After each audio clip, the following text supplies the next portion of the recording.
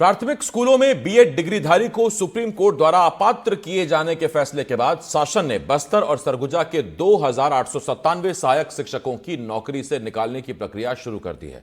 दूसरी तरफ बीएड शिक्षक अपनी नौकरी बचाने शासन से गुहार लगा रहे हैं। 12 दिन से शिक्षकों का आंदोलन जारी है। शिक्षकों ने बुधवार को बीजेपी कार्यालय का घेराव किया, जिसमें 30 लोगों को गिरफ्तार किया गया। शिक्षक जब तक नौकरी के बदले नौकरी नहीं दी जाती तब तक आंदोलन करने की चेतावनी दे रहे हैं। वहीं सरकार मामले को हाई पावर कमेटी सौंपने में जुट गई है।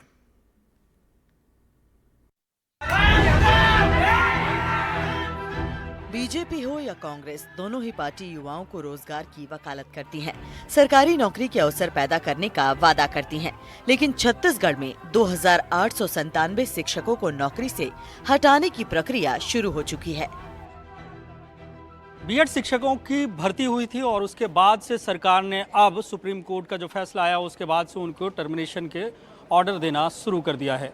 और इसको लेकर जो तमाम सरगुजा के हों या बस्तर के जो टीचर्स थे उन्होंने आंदोलन शुरू किया। तो तस्वीरें देखिए यहाँ पे कि तूता का ये ग्राउंड, यहाँ पे बड़ी संख्या में जितने लोगों को हटाया है या हटाने की प्रक्रिया शुरू हुई है वो इस बात की गुहार लगा रहे हैं कि आखिर उनकी गलती क्या है, क्योंकि उन्होंने कंपटीशन फाइट किया और कंपटीशन फाइट करने के बाद नौकरी हासिल की। लंबी प्रक्रिया के बाद कानूनी पेचीदगी की वजह से या राजनीतिक इच्छा शक्ति की कमी की वजह से इन तमाम लोगों की नौकरियां उनके हाथ से जाती नज़र आ रही हैं। और सबकी अपनी अपनी कहानियां हैं, क्योंकि वो जिस क्षेत्र से आते हैं कि परिस्थितियों में उन्होंने इस नौकरी को हासिल किया और जब नौकरी जा रही तो कैसी पीड़ा होती है उनसे खुद समझने की कोशिश करते हैं।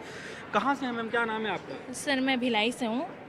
मेरा नाम श्रीमती बबीता साहू है। मेरी पोस्टिंग सर जगदलपुर में हुई थी, एक गांव में बेड़ागुना में जी। सर मैं बस यही कहना चाहूँगी कि एक साल जब मेरी जॉब लगी तो सर मैं प्रेग्नेंट थी और उस प्रेगनेंसी में पढ़ाई करना मेरे लिए काफ़ी सफ़र, मेरी ही नहीं, ये सब शिक्षिकाओं की कहानी है। तो बहुत मुश्किल से हमने पढ़ाई की। ये मैं वो नहीं चाहती, सिंपैथी नहीं दे रही हूँ, सिंपैथी नहीं दे रही हूँ, पर मैं बता रही हूँ अपनी कहानी कि हमने बड़ी मुश्किल से पढ़ाई की। मेरिट में है सर, किसी से चुराया तो नहीं है सर, नौकरी फिर इस तरीके से निकाला जाए। न्याय जो मिला है हम उसका सम्मान कर रहे हैं, डीएड वालों को दिया जाए, पर हमारे लिए हमको समायोजन दिया जाए। मैं यही चाहती हूँ सर कि शायद सरकार जो सुशासन का सरकार है सर, यही कहना है ना सर सुशासन का सरकार, तो सर चुप क्यों है? हम जानना चाहते सर वो सरकार हमारे लिए ना, हमने ही तो चुना है सरकार को, तो हमारी दर्द क्यों नहीं दिखाई दे रहा है सरकार को? समायोजन की सभी की मांगे हैं, कुछ विकलांग भी हैं। आपकी नौकरी कहाँ लगी थी और अब कितना डर सताता है? सर बहुत डर सताता है हमारा नौकरी छूटने का। मेरा पोस्टिंग कांकेर जिला के अंतरगढ़ ब्लॉक में तड़ोकी के कचवर में है। ये पूरा नक्सली इलाका है? हाँ, बहुत नक्सली इलाका है, नदी नाला सब जंगल को पार करके जाती हूँ। तो क्या सपने बुने थे कि नौकरी मिल गई, फिर जीवन किस तरीके से चलेगा, और अब इस मुहाने पे आके खड़े हो गए हैं? बहुत विपरीत परिस्थिति से गुजरी हूँ सर, बहुत संकटों की। बेचारे मेरी मम्मी तो बहुत वो अनपढ़ है और मेरे को पढ़ाई है बहुत। क्या नाम है, कहाँ पे आप पोस्टिंग थे? सर रिचा शर्मा, बैकुंठपुर कोरिया में मेरी पोस्टिंग है और मैं वहीं की हूँ। क्या कहेंगे, मतलब जिस तरीके से चल रहा है, आप लोग काफ़ी दिनों से आंदोलन कर रहे हैं, सर हम बैकग्राउंड से आप आते हैं और इस मुकाम पे पहुँचे और फिर अब नौकरी जा रही है? सर हम लोग सब हैं यहाँ के, बैकुंठपुर कोरिया के हैं सर। हम लोग 1.5 साल से नौकरी में हैं और 1.5 साल से ही सरकार को मनाने का प्रयास कर रहे हैं। और बात ये आती है कि सरकार अब राजनीति करने पे लग गई है। जब सरकार को प्रशासन में आ गई है, वो पहले वो भले ही विपक्ष की पार्टी थी, जब वो विपक्ष की पार्टी थी तब वो कह रही थी कि कांग्रेस की पार्टी जब शासन में थी तब उससे कहा गया था कि इनको आप नौकरी दो, ये निर्दोष है। और जब आज वो शासन में आ गई है तब वो राजनीति कर रही है, जबकि शासन का कर्तव्य होता है कि वो अपने कर्मचारियों की सुरक्षा करे, उनके रोजगार को बचाए। ये तमाम लोगों का कहना है कि जब तक इनकी मांगें नहीं मान ली जाती, क्योंकि समायोजन की मांग है, निश्चित तौर से 3000 की ये संख्या है और 3000 परिवार सीधे तौर से जुड़े हों जिनकी नौकरियां गई हैं, तो उनको कितना दुख होगा इस बात को खुद समझा जा सकता है। लेकिन समझने की बात जो है सरकार को है, क्योंकि ये भी छत्तीसगढ़ के लोग हैं और इन्हें नौकरी दी गई थी उन इलाकों में जिस इलाके में ये कहा जाए कि अति पिछड़े इलाके हैं, बस्तर है और सरगुजा है। लेकिन अब जिस तरीके की परिस्थिति बनी है तो सीधे तौर से चेतावनी ये है कि जब तक इनकी मांगें नहीं मानी जाती, इनको नौकरी नहीं दी जाती, तब तक ये तमाम लोग इस धरना स्थल पर यूं ही आंदोलन करते रहेंगे। बीजेपी इसे भूपेश बघेल सरकार की नाकामी बता रही है। देखिए, सबसे पहले तो ये बात समझिएगा कि छत्तीसगढ़ की विष्णुदेव साय जी की सरकार पूर्ण रूप से संवेदनशील है इनके भविष्य को लेकर, और उसके लिए उच्च अधिकार प्राप्त अधिकारियों की एक कमेटी बनी है जो इनके भविष्य के लिए बहुत संवेदनशीलता से विचार करके कुछ न कुछ निर्णय लेगी। लेकिन मुख्य बात यह है कि 2900 शिक्षकों के भविष्य के हत्या के दोषी भूपेश बघेल की पूर्ववर्ती सरकार है, उस सरकार की लापरवाहपूर्ण नीति से ये स्थितियां उत्पन्न हुई। और जब इनकी नियुक्ति हुई उसके बाद भी एक बार हाईकोर्ट ने इस पर रोक लगाई थी, लेकिन उसमें सरकार नहीं गई, सरकार ने पक्ष नहीं रखा, ये स्वयं गए थे। उसके बाद जब इनको रोक स्थगन हट गया तो उसके बाद भी नियुक्ति पत्र देने में इन्होंने राजनीति करने के लिए राहुल गांधी का इंतजार किया, फिर नियुक्ति पत्र दिया और आज आखिर वही परिस्थिति आई। लेकिन विष्णुदेव साय जी की सरकार में निसंदेह इनके ऊपर संवेदनापूर्ण कार्य करते हुए इनके भविष्य की चिंता करेगी। पूर्व सीएम भूपेश बघेल ने बीजेपी के आरोप पर पलटवार करते हुए कहा कि देश की ये पहली सरकार है जो नौकरी छीन रही है।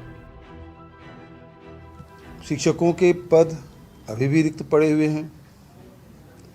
33,000 शिक्षकों की भर्ती प्रक्रिया इन्होंने रोक रखी है। पद रिक्त हैं। ये सरकार चाहे तो ये जो 2897 जो शिक्षक हैं उसकी नौकरी को बचा सकते थे। नौकरी तो दे नहीं रही है, जो नौकरी मिली हुई है उससे छीनने का काम कर रही है। एक आदिवासी मुख्यमंत्री आदिवासियों को नौकरी तो दे नहीं पा रहे हैं, उनकी नौकरी मिली हुई नौकरी को छीनने का काम कर रहे हैं। अब आपको बताते हैं कि आखिर ये पूरा प्रकरण है क्या। 4 मई 2023 को 6,285 सहायक शिक्षक भर्ती का नोटिफिकेशन जारी हुआ था। 10 जून 2024 को परीक्षा हुई। 2 जुलाई 2023 को परिणाम आया। मेरिट लिस्ट जारी हुई। 11 अगस्त को सुप्रीम कोर्ट का फैसला आया। शिक्षा की गुणवत्ता का हवाला देते हुए एनसीटीई के 2018 का गजट, जिसमें बीएड को प्राथमिक के लिए मान्य किया गया था, उसे खारिज कर दिया गया। सुप्रीम कोर्ट के 11 अगस्त के फैसले के आधार पर बीएड अभ्यर्थी ने हाई कोर्ट में याचिका दायर की। कोर्ट ने 2 जुलाई के रिजल्ट के आधार पर मेरिट लिस्ट से बीएड को हटाकर डीएड की काउंसलिंग शुरू करे। बीएड अभ्यर्थी हाईकोर्ट के फैसले के विरुद्ध सुप्रीम कोर्ट गए। सुप्रीम कोर्ट का फैसला आया 29 अगस्त 2023 को। सुप्रीम कोर्ट ने बीएड को अंतरिम राहत प्रदान करते हुए नियुक्ति प्रक्रिया में शामिल होने की छूट दी, लेकिन अंतरिम राहत को बिलासपुर हाईकोर्ट के फैसले के अधीन रख दिया। बिलासपुर हाईकोर्ट का अप्रैल 2024 को फैसला आया, जिसमें बीएड को हटाकर डीएड को नियुक्ति देने की बात कही गई। बिलासपुर हाईकोर्ट के फैसले के विरुद्ध बीएड और राज्य सरकार सुप्रीम कोर्ट गई, लेकिन सुप्रीम कोर्ट ने 28 अगस्त 2024 को याचिका खारिज कर दी। डीएड के अभ्यर्थियों ने सुप्रीम कोर्ट में बीएड धारी की याचिका खारिज होने के बाद बिलासपुर कोर्ट में डीपीआई पर अवमानना का केस कर दिया। बिलासपुर हाईकोर्ट ने 10 दिसंबर को डीएड धारी की भर्ती का ऑर्डर जारी कर दिया। शिक्षक नौकरी बचाने में मैदान में डटे हैं, लेकिन अब देखना ये होगा कि सरकार शिक्षकों की मांग पर क्या फैसला लेती है।